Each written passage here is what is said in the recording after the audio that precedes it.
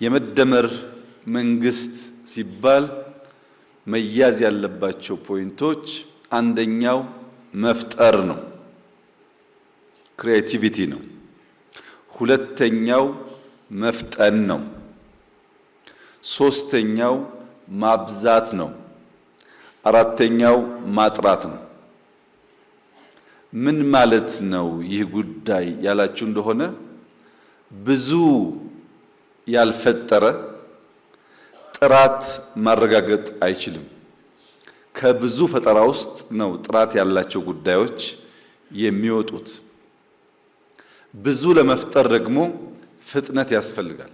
ያልፈጠነ ሰው ባለው ሲዝን ባለው ጊዜ በርከት ያሉ ጉዳዮች መፍጠር አይችልም። ብዙ ስንፈጥር ብዙ ስንሮጥ ከነዚያ መካከል ጥቂቶቹ ረዘም ላለ ጊዜ ለመጓዝ ኳሊቲን ከዚያ ውስጥ መዞ ለማውጣት ያግዛል ማለት ነው። ኳንቲቲ ኦፖርቹኒቲ ነው፣ ኳሊቲ ግን ሪዛልት ነው። በኳንቲቲ ውስጥ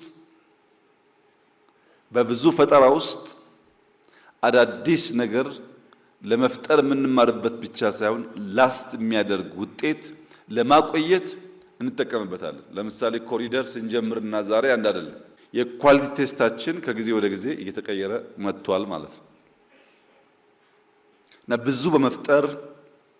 ብዙ ለመፍጠር በመፍጠን ነው ጥራትን የምናረጋግጠው። የመደመር መንግስት በእነዚህ